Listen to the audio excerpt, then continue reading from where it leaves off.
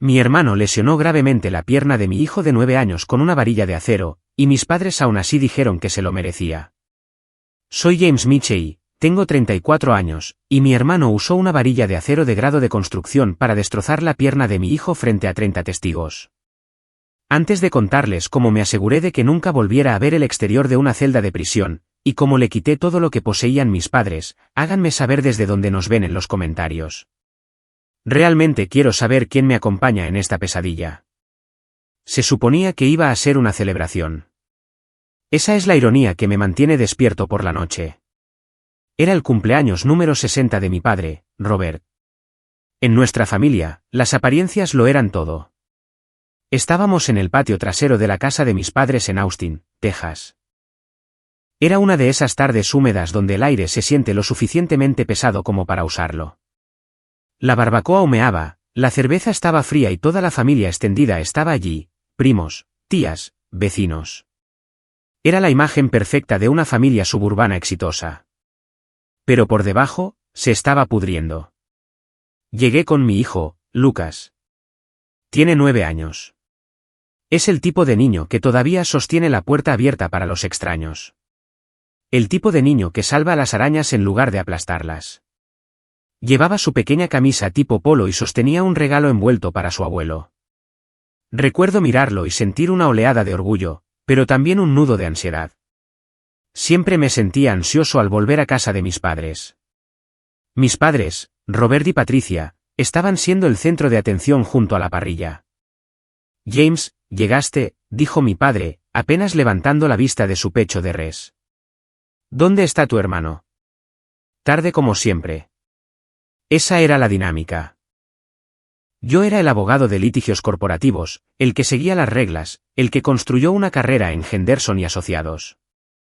Pero Derek era el hijo predilecto. Tenía 38 años, era dueño de una empresa de construcción que sospechaba que apenas era solvente, y él nunca podía hacer nada mal. Cuando Derek finalmente llegó, la energía en el patio cambió. No solo entró caminando, invadió el espacio. Parecía desaliñado, con los ojos inyectados en sangre, oliendo levemente a whisky agrio y colonia cara. Arrastraba a su esposa Vanessa del brazo. Vanessa parecía aterrorizada. Su rostro estaba pálido y seguía mirando hacia el césped. Detrás de ellos caminaba la señora Carmen, la madre de Vanessa. Es una mujer anciana y dulce que ayuda a Vanessa a cuidar de sus hijas gemelas. Es tranquila, respetuosa, el tipo de mujer que se hace pequeña para no molestar a nadie. Derek ya estaba gritando antes de llegar al patio. Te dije que no la quería aquí, Vanessa, gritó Derek, gesticulando salvajemente hacia la señora Carmen. ¿Por qué no puede captar la indirecta? Estoy harto de alimentar bocas inútiles. La música se detuvo. La charla se apagó. 30 personas se quedaron en silencio, viendo cómo se desarrollaba el desastre. Derek, por favor, susurró Vanessa, tratando de calmarlo. Es el cumpleaños de tu padre. No hagamos esto. No me digas qué hacer, rugió Derek. Se volvió hacia la señora Carmen. El vitriolo que escupía por su boca era vil. La llamó sanguijuela. La llamó una inútil desgraciada. La acusó de envenenar la mente de sus hijas contra él. Di un paso adelante. Soy abogado. El conflicto es mi trabajo. Pero antes de que pudiera abrir la boca, una pequeña voz cortó la tensión. Eso no es amable, tío Derek. Era Lucas, mi hijo de 9 años. Se había interpuesto entre Derek y la señora Carmen. Parecía diminuto junto a mi enorme hermano, pero se mantuvo firme. Su voz temblaba un poco, pero fue firme. La señora Carmen es amable. Ella ayuda a Vanessa con las gemelas todo el tiempo. No deberías decirle malas palabras. Por un segundo, me quedé paralizado por lo orgulloso que estaba. Estaba haciendo exactamente lo que le enseñé, defender a los débiles. Pero Derek no vio a un niño valiente. Vio un desafío a su autoridad. Y Derek nunca manejó bien los desafíos. Pequeño vándalo, gruñó Derek. Su rostro se tornó de un tono púrpura que nunca olvidaré. ¿Crees que puedes contestarme? ¿Crees que eres mejor que yo porque tu papá es un abogado elegante? Derek, detente, dije, con mi voz baja y peligrosa. Empecé a cerrar la distancia entre nosotros. Es un niño.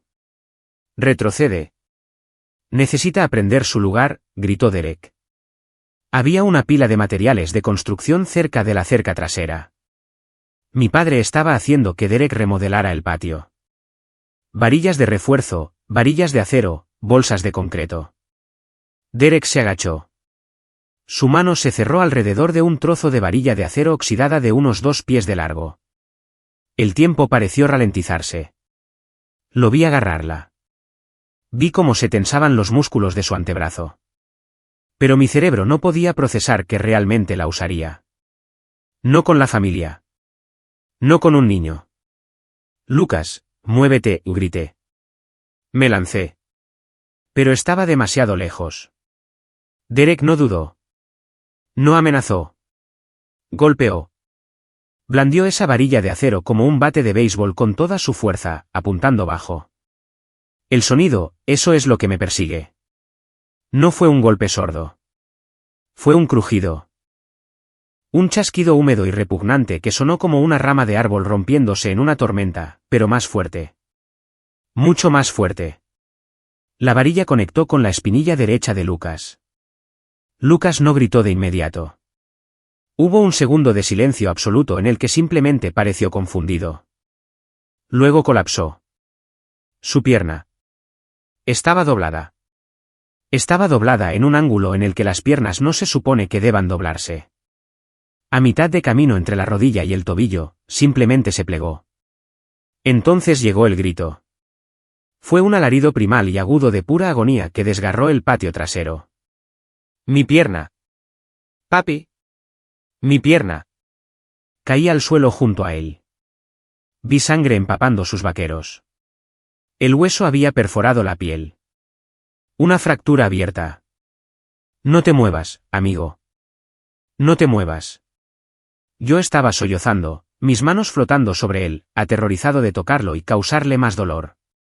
Miré hacia arriba, esperando ver a Derek horrorizado por lo que había hecho. En cambio, estaba parado allí respirando pesadamente, con la varilla todavía en su mano, luciendo satisfecho. Eso te enseñará respeto, escupió Derek. Perdí la cabeza. Me levanté, listo para matarlo. No me importaba la ley. No me importaban las consecuencias. Iba a arrancarle la garganta, pero antes de que pudiera alcanzarlo, unas manos me agarraron. No eran las manos de Derek. Eran mi padre y mi madre. Me estaban reteniendo. James, cálmate, gritó mi padre, forcejeando con mis brazos. No hagas una escena. Hacer una escena, rugí, luchando contra su agarre. Acaba de romperle la pierna a Lucas. Míralo. Mira su pierna. Mi madre, Patricia, caminó hacia Lucas. No se arrodilló. No lo consoló. Miró a mi hijo, retorciéndose en el césped, sangrando, y frunció los labios. Luego me miró y dijo las palabras que mataron al hijo dentro de mí y dieron a luz al monstruo en el que estaba a punto de convertirme. Siempre has sido demasiado blando con ese chico, James, dijo ella, con voz fría y firme. Por eso es tan entrometido. Necesita aprender a no interferir en los asuntos de los adultos. ¿Se lo merecía? El mundo dejó de girar. Miré a mi madre. Miré a mi padre, que asentía con la cabeza, protegiendo a Derek detrás de él. Fue solo un toque, James, dijo mi padre. Derek perdió los estribos. El chico lo provocó. No llames a la policía. Podemos manejar esto como una familia. Solo un toque. El hueso de mi hijo sobresalía de su pierna. Dejé de luchar. Me quedé frío. La rabia no se fue. Simplemente se congeló en algo afilado y mortal. Saqué mi teléfono. ¿Qué estás haciendo?, se burló Derek. ¿Vas a llamar a la policía por tu propio hermano? No respondí. Tomé una foto de la pierna de Lucas. Tomé una foto de Derek sosteniendo la barra. Tomé una foto de la multitud. Luego presioné grabar en la aplicación de notas de voz. Mi nombre es James Mitchell, dije, con voz fuerte, clara y aterradoramente calmada. Tengo 34 años. Soy abogado principal de litigios corporativos en Henderson y Asociados. Son las 2:14 de la tarde. Mi hermano, Derek Mitchell, acaba de cometer asalto agravado con un arma mortal contra un menor. Mis padres están obstruyendo actualmente mi acceso a mi hijo herido e intentando disuadirme de buscar ayuda médica y legal. Miré a mi padre a los ojos. Suéltame o agregaré privación ilegal de la libertad a la lista de delitos graves que estoy a punto de presentar. Mi padre me soltó como si lo hubiera quemado. Recogí a Lucas en mis brazos. Estaba sollozando, entrando y saliendo de la consciencia por el shock. Papi, duele, gimió. ¿Por qué la abuela está enojada conmigo? No está enojada, amigo, mentí, con mis lágrimas cayendo sobre su rostro. Solo está equivocada. Te tengo. Te tengo. Lo llevé al auto. No esperé una ambulancia. No podía pasar ni un segundo más en ese patio. Mientras me alejaba, miré por el espejo retrovisor. Mis padres estaban abrazando a Derek, consolándolo. Esa fue la última vez que vieron al James que conocían. El hombre que conducía ese auto era alguien completamente diferente. El viaje a la sala de emergencias fue un borrón de luces rojas y los gemidos de Lucas. Cada bache en el camino lo hacía gritar, y cada grito se sentía como un cuchillo retorciéndose en mis entrañas. Mantuve una mano en el volante y la otra alcanzando hacia atrás, apretando su hombro, prometiéndole que todo estaría bien. Pero sabía que no estaría bien. No por mucho tiempo. Cuando atravesamos las puertas de la sala de emergencias, el caos se apoderó de todo. Las enfermeras nos rodearon. Cortaron sus vaqueros para abrirlos. Vi la magnitud total del daño. No era solo una ruptura. Su pierna inferior estaba destrozada. La piel estaba desgarrada. El hueso expuesto. Los moretones ya se estaban tornando de un horrible tono púrpura y negro. Código de trauma. Cama pediátrica 3, gritó alguien. Se lo llevaron en una camilla. Traté de seguirlo, pero una enfermera me detuvo. Señor, necesita llenar el papeleo. Lo tenemos. Lo tenemos. Me desplomé en una silla de plástico en la sala de espera. Mi camisa estaba manchada con la sangre de mi hijo. La adrenalina se desplomó, dejándome temblando incontrolablemente. Miré mis manos. Estaban temblando. Me senté allí durante 4 horas mientras lo operaban. 4 horas de infierno. Para evitar gritar, forcé a mi cerebro a trabajar. Soy abogado. Resuelvo problemas. Pero esto no era una disputa contractual. Esta era mi vida. Mi mente vagó hacia el pasado. No era la primera vez que Derek lastimaba a alguien. Ni siquiera era la primera vez que lastimaba a un miembro de la familia. Yo tenía 12 años. Derek tenía 16. Estábamos jugando en el segundo piso de nuestra antigua casa. Le había ganado en un videojuego. Estúpido, ¿verdad? Pero Derek me agarró por la parte trasera de mi camisa y me tiró por las escaleras. Me rompí la muñeca y me disloqué el hombro. Recordé el dolor. Agudo y caliente. Pero lo que recordé más claramente fue a mi madre parada sobre mí al pie de las escaleras. No le gritó a Derek. Me miró a mí, con los ojos duros. Te tropezaste, James, había dicho. Tenemos esas vacaciones familiares la próxima semana. Si le dices a tu padre que Derek te empujó, cancelará el viaje. ¿Quieres arruinar las vacaciones para todos? Te tropezaste. Así que mentí. Le dije al médico que estaba corriendo en calcetines y resbalé. Protegí a Derek. Protegí la imagen familiar. Y al hacerlo, les enseñé que mi dolor no importaba. Enterré mi cara en mis manos. Yo hice esto, pensé. Al no detenerlos hace 20 años, dejé que pensaran que podían salirse con la suya con cualquier cosa. Y ahora Lucas está pagando el precio. Señor Mitchell. Me levanté de golpe. Un cirujano, el Dr. Chun, parecía agotado. ¿Está bien?, pregunté, con la voz quebrada. El Dr. Chun suspiró, quitándose las gafas. Está estable. Pero señor Mitchell, esta fue una lesión devastadora. Tanto la tibia como el peroné estaban destrozados. Tuvimos que insertar una varilla de titanio en el centro de la tibia, asegurarla con 6 tornillos y usar 2 placas para estabilizar los fragmentos. Hizo una pausa, mirando su portapapeles. Tengo que preguntar. La policía está en camino. La naturaleza de esta lesión. Esto no fue una caída. La fuerza requerida para causar este tipo de fractura conminuta. Parece un trauma intencional de un arma contundente empuñada con una fuerza significativa. Lo fue, dije, mi voz volviéndose de acero. Mi hermano lo hizo con una varilla de acero. La expresión del Dr. Chun se endureció. Ya veo. Me aseguraré de que mi informe refleje eso explícitamente. Va a necesitar al menos 3 cirugías más a medida que crezca. La placa de crecimiento podría estar dañada. Necesitará fisioterapia durante al menos un año. Hay una alta probabilidad de que camine con cojera por el resto de su vida. Una cojera. Mi niño de 9 años, con una cojera por el resto de su vida porque le dijo a un hombre adulto que fuera amable. Haga lo que tenga que hacer, doctor, dije. Tengo seguro. No me importa el costo. La estimación inicial para la cirugía y la primera semana de recuperación ronda los $200.000, advirtió el Dr. Chun. Hágalo, dije. Entré en la sala de recuperación. Lucas se veía diminuto en la cama del hospital, conectado a monitores, su pierna encerrada en un yeso masivo elevado sobre almohadas. Se veía tan pálido. Sus ojos parpadearon al abrirse. Me miró aturdido por la anestesia.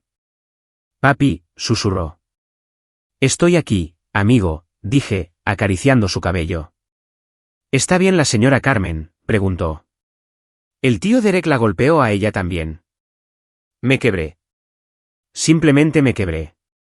Aquí estaba él, con su pierna unida por metal, y estaba preocupado por la anciana que trató de proteger. Ella está bien, Lucas, dije con la voz entrecortada. La salvaste. Fuiste muy valiente. La abuela dijo que yo era malo, murmuró, cerrando los ojos de nuevo. Dijo que me lo merecía. La rabia que se encendió en el patio trasero estalló de nuevo, más caliente esta vez. No era la ira frenética del asalto. Era una furia fría y calculadora. Saqué mi teléfono. No llamé a mis padres. Llamé a Jim, el socio principal de mi firma. James, es sábado por la noche, contestó Jim. Necesito una licencia, Jim. ¿Parcial? Necesito acceso a los recursos de la firma, pero no puedo tomar casos de clientes por unas semanas. ¿Qué pasó? Mi hermano agredió a Lucas, lo puso en el hospital. Mis padres lo están encubriendo. Hubo un silencio en la línea. Jim me conocía. Sabía que yo era un tiburón en la sala del tribunal, pero también sabía que era un padre devoto. Lo que necesites, dijo Jim. ¿Quieres nuestra lista de referencias penales? No, dije. Manejaré el lado civil personalmente. Necesito el contacto del mejor investigador privado que usamos para el fraude corporativo. Y necesito a Elena. Elena era mi mejor amiga y la abogada de derecho familiar más temida de Texas. La estoy llamando ahora. James, entiérralos, dijo Jim. Tengo la intención de hacerlo, dije. Colgué y marqué a Elena. Contestó al primer timbre. Me enteré, dijo. Jim me acaba de enviar un mensaje de texto con el código rojo. ¿Dónde estás? Hospital Saint David. Estoy en camino con el papeleo para una orden de restricción temporal. La estoy presentando contra Derek, obviamente. ¿Quién más? Todos, dije. Derek, Vanessa, hasta que sepa de qué lado está. ¿Y Robert y Patricia Mitchell, tus padres?, preguntó Elena. James, esa es la opción nuclear. No podrás deshacer eso. Miré a Lucas durmiendo, su rostro contrayéndose de dolor, incluso a través de la morfina. Recordé la cara de mi madre. ¿Se lo merecía? Ya no son mis padres, Elena, dije. Son conspiradores. Quiero que sepan que la guerra ha comenzado.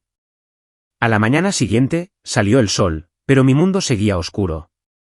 Estaba sentado en la silla del hospital, rígido y adolorido, observando el monitor cardíaco sonar. Lucas seguía dormido. Mi teléfono comenzó a vibrar. Era mi padre. Miré la pantalla. Papá. Durante 34 años, ese nombre en la pantalla significaba autoridad. Significaba que tenía que responder para explicarme, para buscar aprobación. Lo dejé sonar.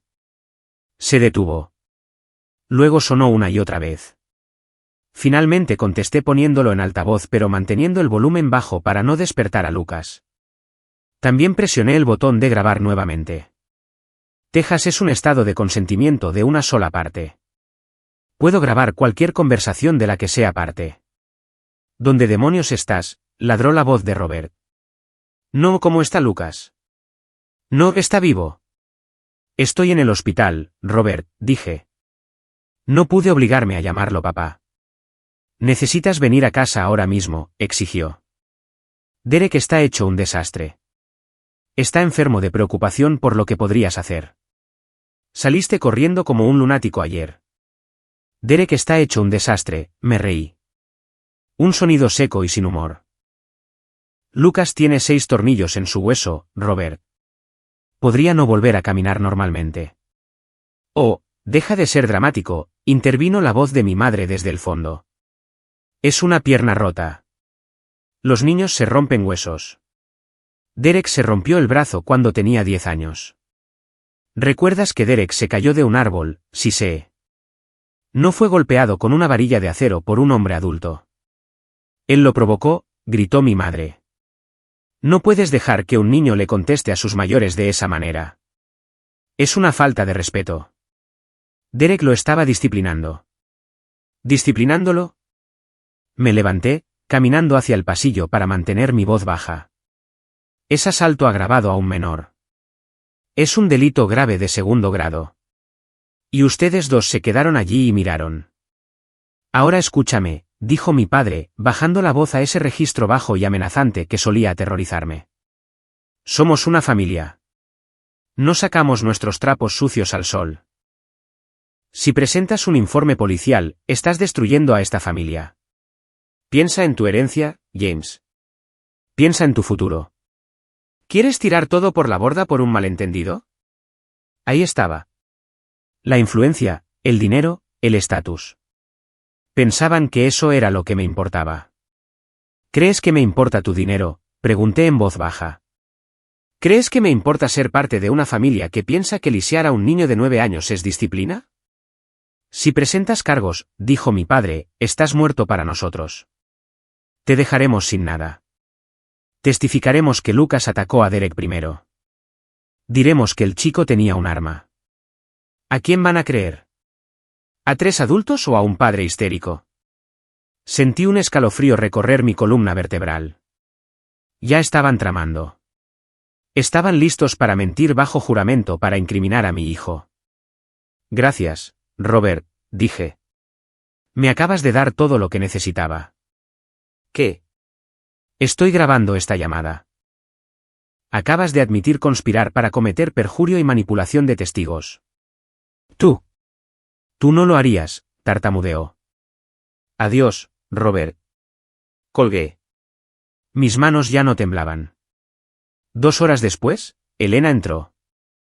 Parecía un ángel vengador en un traje de Prada. Me entregó una pila de papeles. Orden de restricción temporal concedida, dijo. El juez estaba horrorizado por las fotos.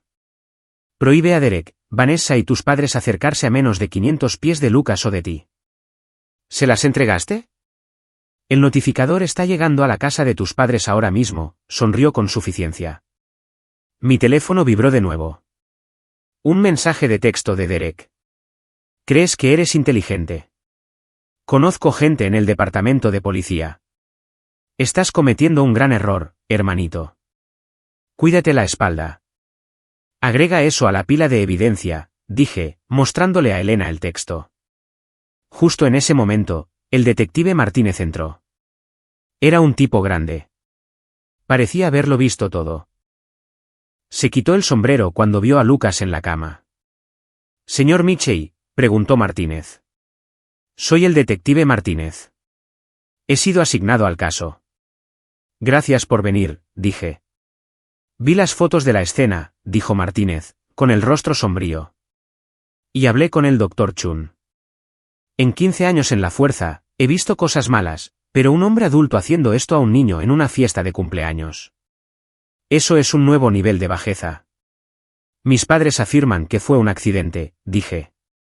«O defensa propia». Martínez resopló. «¿Defensa propia contra un niño de 60 libras?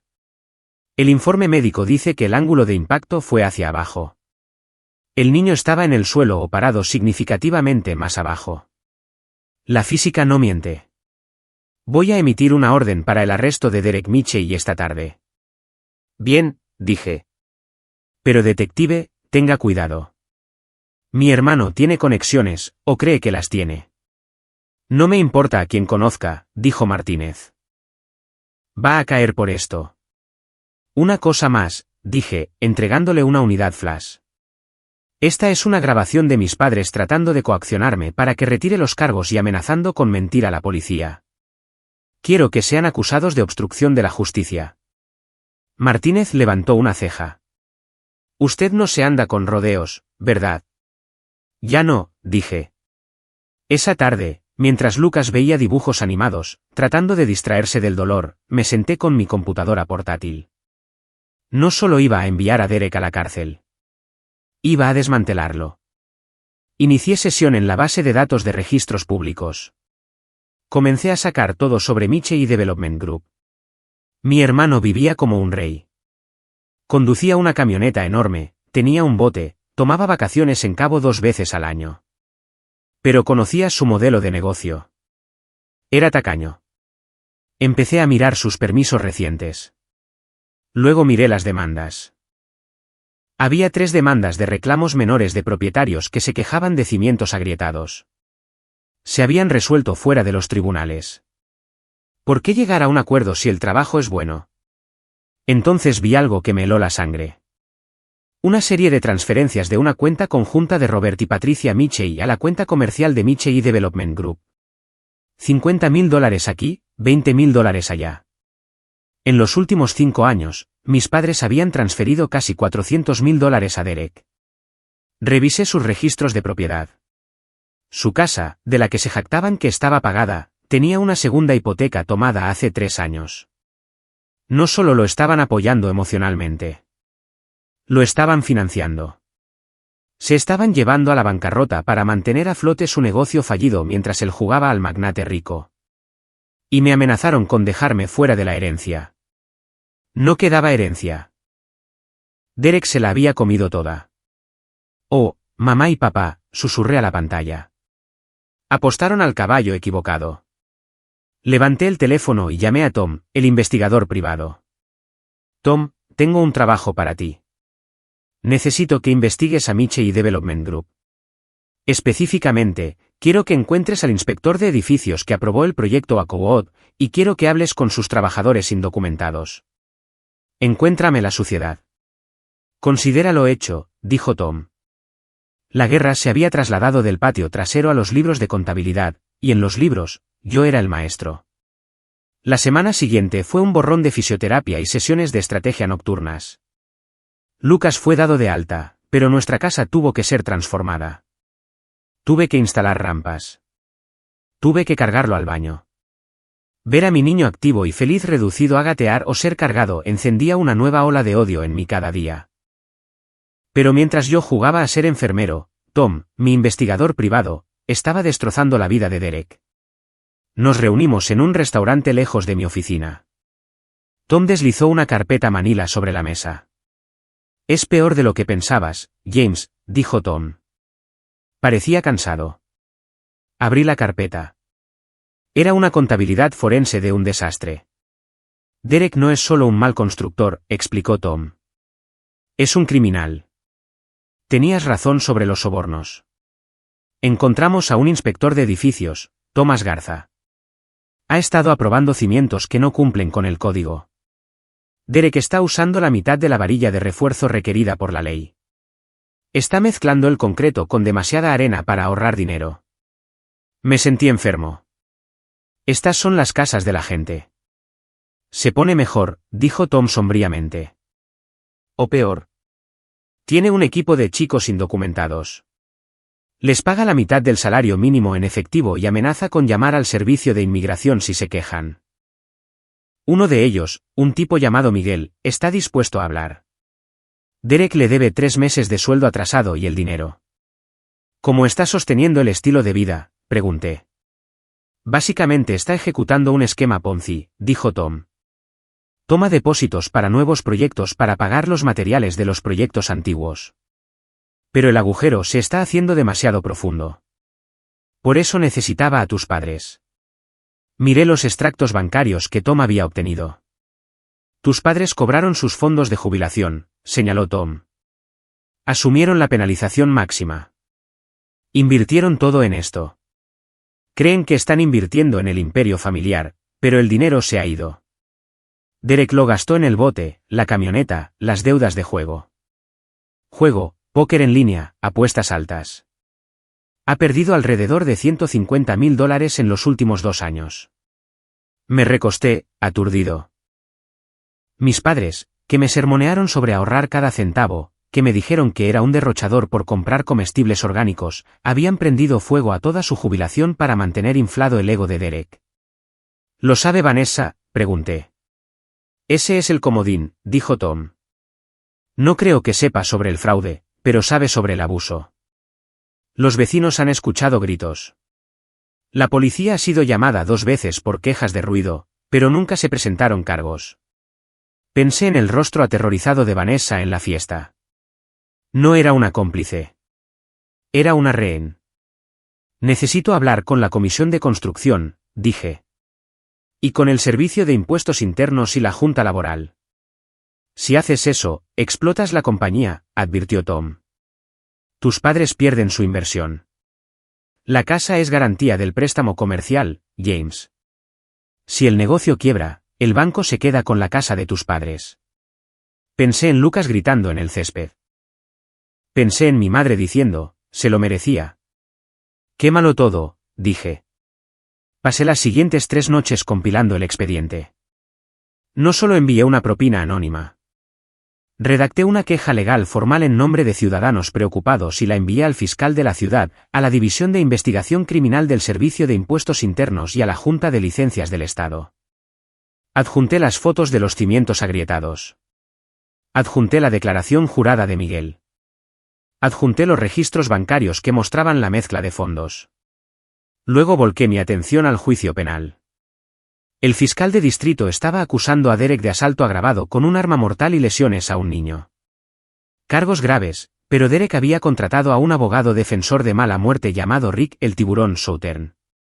La estrategia de Southern era clara, atacar a la víctima. En las audiencias previas al juicio, Southern presentó mociones alegando que Lucas era históricamente agresivo y tenía un trastorno de conducta. Estaban tratando de pintar a mi hijo de 9 años como una amenaza para la sociedad para justificar la defensa propia de Derek. Tuve que preparar a Lucas para el estrado. Lucas, dije una noche, sentado junto a su cama. Te van a hacer preguntas malas. Van a tratar de hacerte enojar como el tío Derek. ¿Por qué?, preguntó Lucas. Porque quieren que el tío Derek se meta en menos problemas, dije. Pero tienes que ser más fuerte que el tío Derek. Solo di la verdad. ¿Puedes hacer eso? Puedo hacerlo, dijo Lucas. Parecía mayor de 9 años. El dolor lo había envejecido. El día antes del juicio, llamaron a mi puerta. Era tarde, llovía fuerte. Revisé la cámara de seguridad. Era una mujer con una sudadera con capucha. Abrí la puerta. Era Vanessa. Estaba empapada, temblando. Tenía un moretón en la mejilla que había tratado de cubrir con maquillaje. James, susurró. No puedo. No puedo hacerlo más. Entra, dije, haciéndome a un lado. Entró en la sala de estar, temblando. Me golpeó porque pregunté por el dinero. Dijo que era mi culpa que nos estuvieras demandando. Necesitas dejarlo, Vanessa, dije suavemente. Lo sé, sollozó. Pero tengo miedo. Dice que se llevará a las niñas. Dice que su abogado me destruirá. Yo te representaré, dije. Pro bono. Te conseguiré la custodia total. Te conseguiré la casa si es que queda alguna casa. Pero tienes que ayudarme. Tienes que decir la verdad sobre lo que pasó ese día. Me miró, con los ojos muy abiertos por el miedo. Luego metió la mano en su bolso y sacó una unidad USB. Tiene cámaras, susurró. Dentro de la casa. Olvida que están ahí. Pero yo tengo la aplicación. ¿Qué es esto?, pregunté, tomando la unidad. Es de la noche de la fiesta, dijo. Después de que llegamos a casa y de algunas otras noches. La conecté a mi computadora portátil. Hice clic en el archivo con fecha de la noche del asalto. El vídeo mostraba a Derek caminando de un lado a otro en su sala de estar, bebiendo directamente de una botella. Mis padres también estaban allí. Audio del vídeo. Derek, ¿viste cómo se rompió su pierna? Pequeño mocoso. Le dije que lo rompería si se me enfrentaba. Patricia, mamá, tienes que tener cuidado, cariño. James va a ser un problema. Robert, papá, no te preocupes. Yo me encargaré de James. Simplemente nos apegamos a la historia. El chico corrió hacia ti con una roca. Lo empujaste y se cayó. Simple, Derek. Derek, debería haberlo golpeado más fuerte. Tal vez entonces aprendería a cerrar la boca. Me quedé helado. Era una confesión y era prueba de la conspiración. Vanessa, dije, mirándola. Esto termina con todo. Lo sé, dijo ella. Estoy lista. La sala del tribunal estaba llena. Mis padres estaban sentados en la primera fila detrás de la mesa de la defensa, luciendo como feligreses piadosos. Mi madre llevaba su mejor ropa de domingo, secándose los ojos con un pañuelo. Derek se sentó junto a su abogado con un traje que no le quedaba bien, tratando de parecer un hombre de negocios incomprendido. Yo me senté en la galería como testigo y padre de la víctima. No podía ser el fiscal, pero había preparado al asistente del fiscal de distrito con todo. Llamaron a Lucas al estrado. Ver a mi hijo subir con muletas al estrado de los testigos fue desgarrador. El alguacil tuvo que ayudarlo a subir los escalones. Su yeso estaba cubierto de firmas de sus compañeros de clase. El asistente del fiscal le hizo preguntas sencillas. ¿Qué pasó? ¿Quién te golpeó? Lucas respondió claramente, el tío Derek me golpeó con el palo de metal porque le pedí que dejara de gritarle a la señora Carmen. Entonces Rick Southern se levantó. Caminó hacia Lucas con una sonrisa depredadora. Ahora Lucas, comenzó Southern. Eres un chico fuerte, ¿no? ¿Te gusta jugar rudo? Supongo, dijo Lucas. ¿No es cierto que recogiste una roca y amenazaste a tu tío? No, dijo Lucas con firmeza. ¿No es cierto que odias a tu tío porque es estricto contigo? No lo odio, dijo Lucas. Solo quería que dejara de ser malo. Tienes un historial de peleas en la escuela. No es así, Lucas. Objeción, gritó el asistente del fiscal. La relevancia va al carácter, su señoría. Southern sonrió con suficiencia. Empujé a un matón porque estaba pateando a un perro, dijo Lucas, alzando la voz. No lo golpeé con una barra de metal. El jurado murmuró. Lucas se mantuvo firme. Southern trató de ponerlo nervioso. Pero la inocencia de Lucas era como un escudo. Luego vino el turno de la defensa. Mi padre subió al estrado. James siempre ha estado celoso de Derek, mintió Robert suavemente. Ha entrenado al chico para que mienta. Derek solo se estaba defendiendo. Fue un trágico accidente. Vi a mi padre cometer perjurio sin parpadear. El hombre que me enseñó a pescar, que me enseñó a andar en bicicleta, estaba sentado allí destruyendo a su propio nieto para proteger su ego. Pero teníamos una sorpresa. El Estado llama a Vanessa Mitchell, anunció el asistente del fiscal.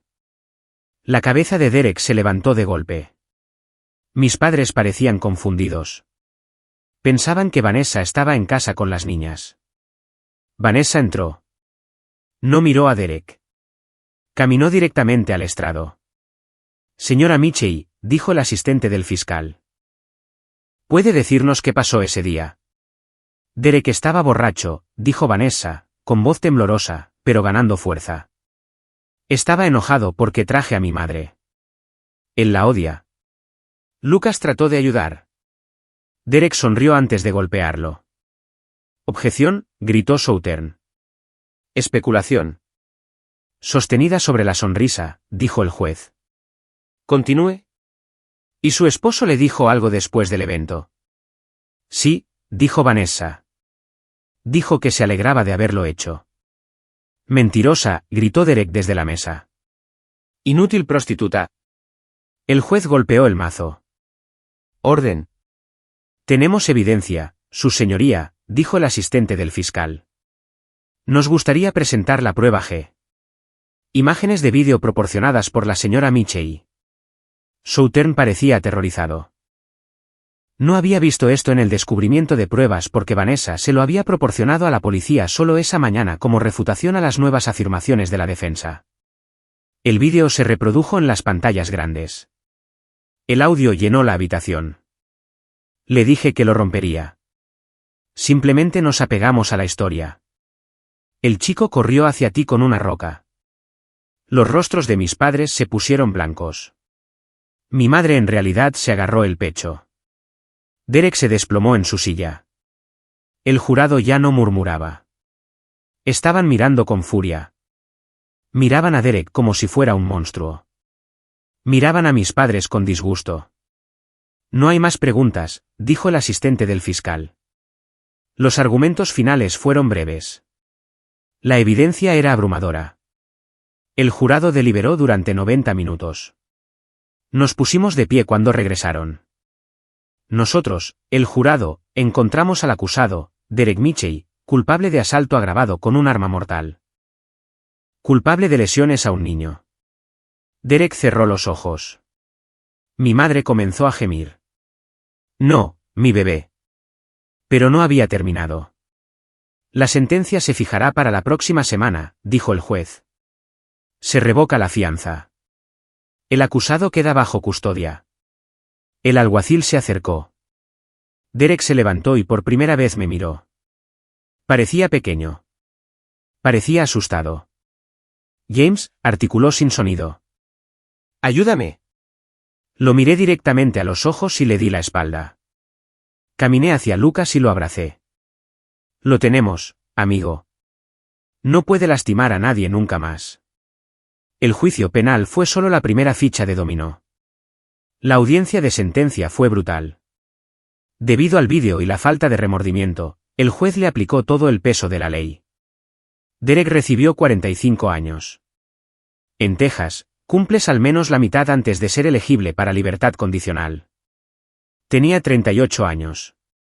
No respiraría aire libre hasta que fuera un anciano. Pero yo no había terminado. Había prometido enterrarlos. Seguí adelante con la demanda civil. Demandé a Derek por $7 millones en daños. Y demandé a mis padres por confiabilidad negligente e infligir intencionalmente angustia emocional. La investigación sobre Mitchell Development Group explotó. La ciudad cerró todos sus sitios. El Servicio de Impuestos Internos allanó su oficina. Las multas eran astronómicas porque mis padres habían apalancado todo lo que poseían para respaldar los bonos y préstamos de Derek. El colapso de la empresa desencadenó una avalancha financiera. El banco ejecutó la hipoteca de su casa. En la que crecí. De la que estaban tan orgullosos. El día de la subasta pasé por allí. Vi el letrero de "Se vende". Vi a mi padre cargando cajas en un camión de mudanza alquilado. Parecía 20 años mayor. Arrastraba los pies. Mi madre estaba sentada en el asiento del pasajero de su viejo sedán, mirando inexpresivamente el tablero. No tenían jubilación, ni hogar, ni estatus. Sus amigos en el club de campo los habían rechazado después de que la noticia del comentario de "se lo merecía" salió a la luz en el juicio. Eran parias sociales. Me detuve en mi camioneta. No me bajé. Solo bajé la ventanilla. Mi padre me vio. Dejó de cargar una caja. Caminó lentamente hacia mí. James, dijo. Su voz estaba quebrada. No tenemos a dónde ir. El complejo de apartamentos requiere un depósito que no tenemos. Podemos quedarnos en tu casa de huéspedes solo por unas semanas. Miré a este hombre. Este hombre que conspiró para incriminar a mi hijo. Este hombre que eligió a su hijo predilecto sobre la decencia. ¿Dónde se está quedando Derek?, pregunté. Él está en prisión, James. Tú lo sabes. Exactamente, dije. Invertiste todo en él. Lo elegiste a él. Lo protegiste a él. Deberías ir a pedirle ayuda a él. Es tu hermano, suplicó mi padre. Somos tus padres. No, dije. Mi familia está en casa. Mi familia es Lucas, que está aprendiendo a caminar de nuevo. Mi familia es Vanessa, a quien estoy ayudando a obtener un título. ¿Ustedes? Ustedes son solo las personas que le rompieron la pierna a mi hijo y se rieron de ello. James, por favor. Estaba llorando ahora. Somos viejos. No tenemos nada. Tienen exactamente lo que se ganaron, dije. Subí la ventanilla. Puse la camioneta en marcha y me alejé, dejándolos parados en el camino de entrada de una casa que ya no poseían. Viendo al hijo que rechazaron alejarse hacia un futuro del que nunca formarían parte.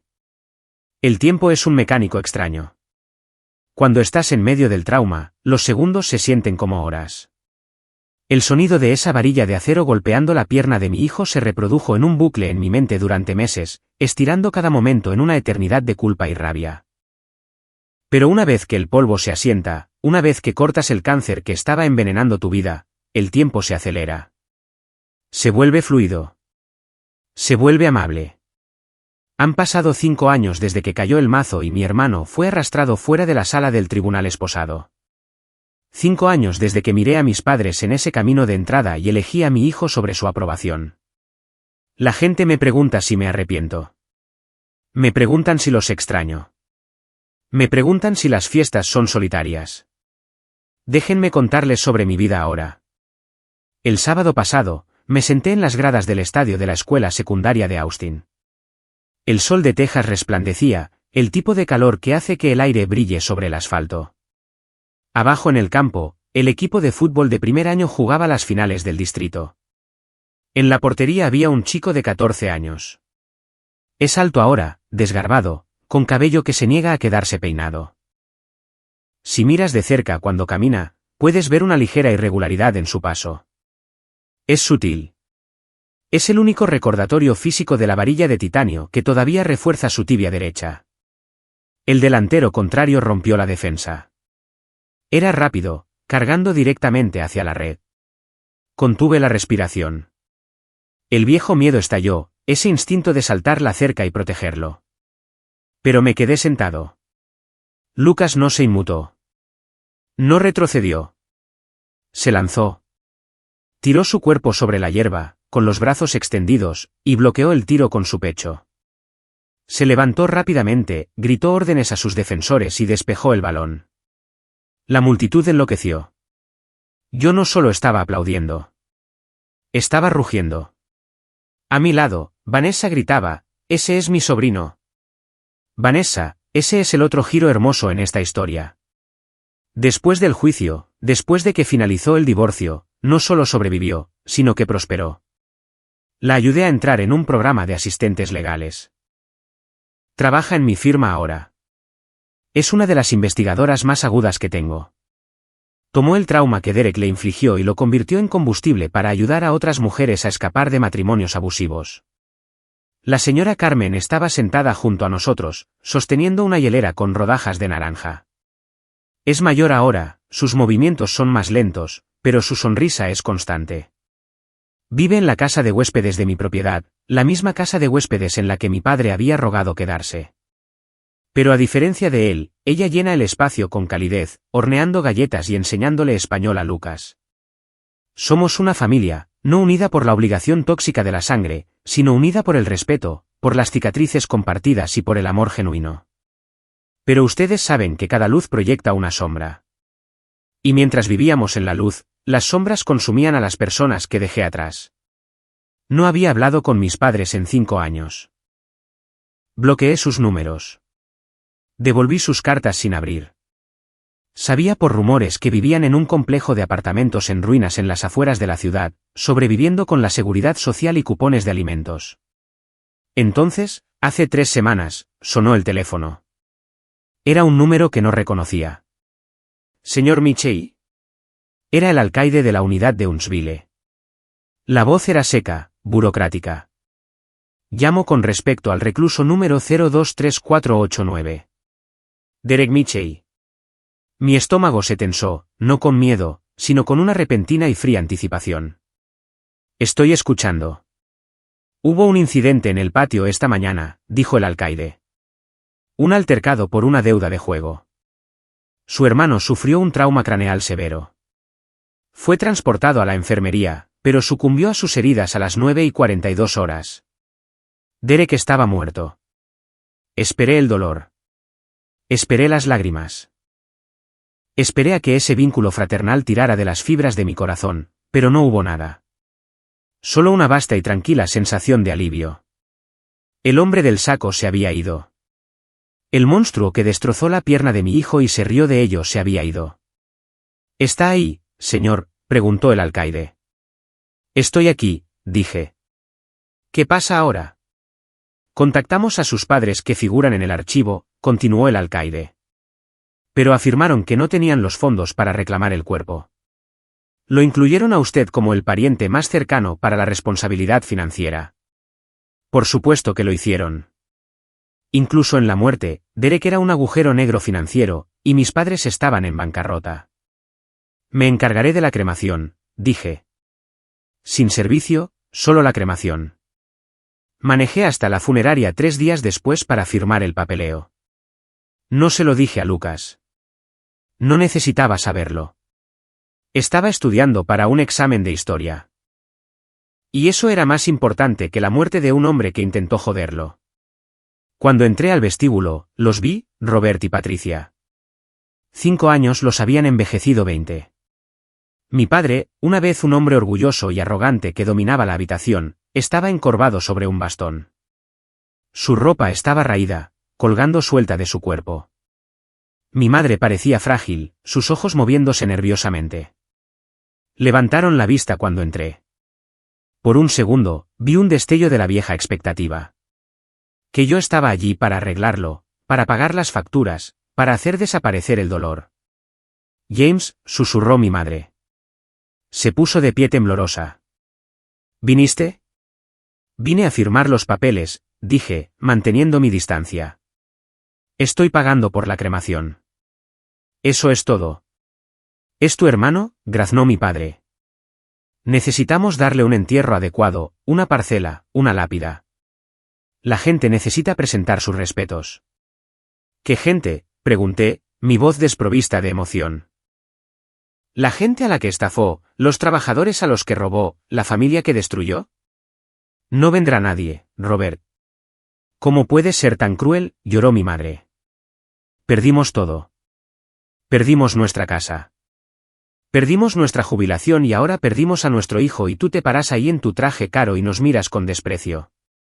La miré, realmente la miré. No perdieron todo, dije. Lo regalaron. Apostaron todo a un hombre malo porque era su favorito. Me sacrificaron a mí. Trataron de sacrificar a Lucas. Miraste a mi hijo gritando en el césped con un hueso roto y dijiste que se lo merecía. Estaba alterada, tartamudeó ella. No lo dije en serio.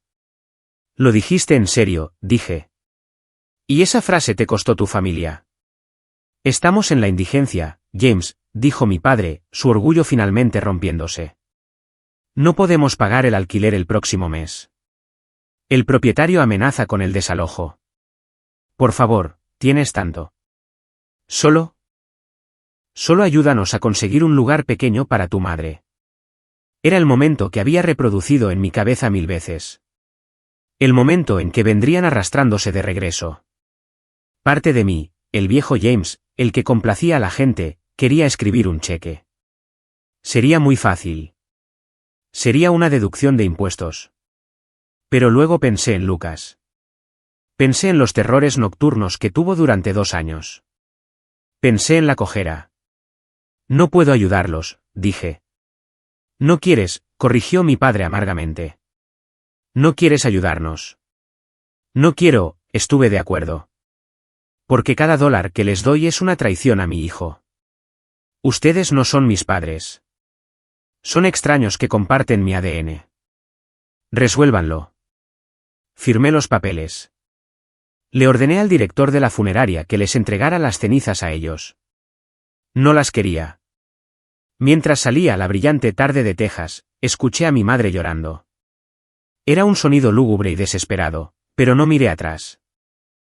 Entré en mi auto, revisé mi teléfono y vi un mensaje de texto de Lucas. Papá, la señora Carmen hizo enchiladas. Apúrate a casa. Sonreí. Arranqué el motor. Iba a casa. Y por primera vez en toda mi vida, sabía exactamente dónde estaba eso. Esa noche, después de que se comieron las enchiladas y se limpió la cocina, me senté en el porche trasero con un vaso de té helado. El sol se estaba poniendo, pintando el cielo en rayas de violeta y naranja quemado. Las cigarras comenzaban su coro nocturno. Lucas salió y se sentó a mi lado. Tiene 14 años, así que ya no se acurruca. Pero se sentó lo suficientemente cerca como para que nuestros hombros se rozaran. ¿Estás bien, papá?, preguntó. Parecías callado en la cena. Lo miré. Es tan perceptivo. Tiene esta inteligencia emocional que me faltaba a su edad porque estaba demasiado ocupado tratando de esquivar los puños de mi hermano y las críticas de mis padres. Vi a tus abuelos hoy, dije. Lucas se quedó quieto. No preguntó por qué. Solo esperó. El tío Derek murió, dije. Lucas se miró las manos. Trazó la cicatriz en su espinilla a través de sus vaqueros. Era un hábito inconsciente que tenía cada vez que surgía el nombre de Derek. ¿Estás triste?, preguntó. No, respondí honestamente. No lo estoy. Eso es malo. No, dijo Lucas. Era una mala persona. Lastimó a la gente. Me lastimó a mí. Lo hizo, dije. Y ya no puede lastimarte más. ¿Qué hay de la abuela y el abuelo?, preguntó Lucas. ¿Están bien? Están luchando, dije. Pidieron dinero. Pidieron ayuda. Lucas me miró. Sus ojos eran oscuros. Serios. ¿Qué dijiste? Dije que no. Lucas asintió lentamente. Bien. Esa sola palabra me golpeó más fuerte que cualquier otra cosa. Bien. Mi hijo, el chico con el corazón más amable que conozco. El chico que defendió a una anciana contra un borracho furioso estuvo de acuerdo en que sus abuelos deberían ser dejados a su suerte. No fue por malicia. Fue por justicia. ¿Sabes por qué dije que no, verdad?, le pregunté. No solo porque estoy enojado. Porque si los ayudas, estás diciendo que lo que hicieron estuvo bien, dijo Lucas. La señora Carmen me dijo eso. Dijo que perdonar a alguien sin que se arrepienta es solo dejar que te lastimen de nuevo. Extendí la mano y apreté su hombro. La señora Carmen es una mujer sabia. Ella dice que eres un héroe. Lucas sonrió, rompiendo la tensión. Dice que nos salvaste a todos. No soy un héroe, Lucas, dije. Solo soy un papá, y el único trabajo de un papá es proteger a su manada. Nos sentamos allí en silencio mientras salían las estrellas. Pensé en la trayectoria de nuestras vidas. Si no hubiera grabado esa conversación en el hospital, si no hubiera investigado a la compañía, si me hubiera doblegado ante la presión y mantenido la paz, Lucas estaría lisiado y silenciado. Le habrían enseñado que su dolor no importaba. Yo sería miserable, agotado de mis finanzas y mi respeto propio. Derek todavía estaría aterrorizando a todos, envalentonado por su inmunidad. Mis padres todavía serían unos monstruos engreídos y facilitadores. Al quemar el puente, había construido una fortaleza. Me di cuenta entonces de que la demanda no se trataba del dinero. De todos modos, donamos la mayor parte del acuerdo a una organización benéfica para víctimas de violencia doméstica. No se trataba del tiempo en la cárcel. Se trataba de la declaración. Fue una declaración de que el abuso se detiene aquí. Se detiene conmigo. A la mañana siguiente, fui a mi oficina. Abrí la caja fuerte en la pared. Dentro había una pequeña caja. Contenía la unidad USB que Vanessa me dio, las fotos de la pierna de Lucas y la grabación de mis padres. Los saqué. Caminé hacia la trituradora. Destruí las fotos. Aplasté la unidad USB con un martillo. Ya no necesitaba la evidencia. El veredicto estaba dado. La sentencia había sido cumplida. Aferrarse a los artefactos del trauma era solo otra forma de mantenerlo vivo. Me senté en mi escritorio y escribí una carta a Lucas, no para que la leyera ahora, sino para cuando se convierta en hombre, tal vez padre él mismo. Escribí sobre la diferencia entre ser amable y ser bueno. Ser amable es lo que querían mis padres. Cumplimiento cortés, silencio ante el mal. Ser bueno es lo que hizo Lucas. Defender a los vulnerables incluso cuando te cuesta. Escribí: Lucas, nunca dejes que nadie te diga que la familia les da un pase libre para lastimarte. El amor es una acción, no un título. El respeto se gana, no se hereda. Eres lo mejor que me ha pasado, no porque seas mi hijo, sino porque me enseñaste a ser un hombre. Sellé el sobre y lo puse de nuevo en la caja fuerte. Mi teléfono vibró. Era una notificación de la firma. Teníamos un nuevo cliente, una joven repudiada por su familia por denunciar el fraude de su tío. Estaba asustada, en la ruina y sola. Sonreí. Hágala pasar, le dije a mi asistente. Ya no era solo James Michey, el tiburón corporativo. Era James Michey, el hombre que quema reinos tóxicos para construir refugios seguros. Y tenía mucho trabajo por hacer. Mientras veía a la joven entrar en mi oficina, mirándome con los mismos ojos aterrorizados que Vanessa solía tener, supe exactamente qué decir. Siéntese, dije. Está a salvo aquí, y vamos a hacer que paguen. Hemos llegado al final de este viaje. Y si hay una cosa que quiero que se lleven de mi historia, es esto: los miembros tóxicos de la familia no son su destino. Muchos de nosotros somos criados con la idea de que la sangre es más espesa que el agua.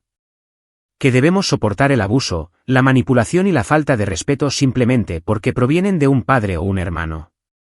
Se nos enseña que establecer límites es egoísta y que mantener la paz es más importante que nuestra propia seguridad. Mi historia demuestra que eso es una mentira. Mantener la paz es a menudo solo una palabra clave para tolerar el abuso.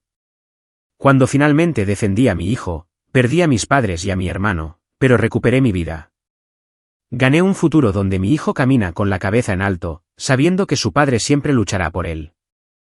Gané un hogar lleno de amor genuino, no de obligación performativa. La justicia no siempre se trata de un veredicto judicial. A veces, la justicia es simplemente eliminarse a uno mismo de la ecuación. Es negarse a ser el combustible para el fuego de otra persona. Es entender que tienes derecho a elegir a tu familia. Quiero saber de ustedes ahora. Esta fue una historia pesada, pero espero que haya sido liberadora. ¿Cuál es la lección de esta historia que más les impactó? ¿Creen que hice bien en rechazar la ayuda de mis padres al final? O si esta historia resonó con ustedes y se alegran de que se haya hecho justicia, simplemente comenten la palabra bien abajo. Déjenme ver cuántos de ustedes están con Lucas y conmigo.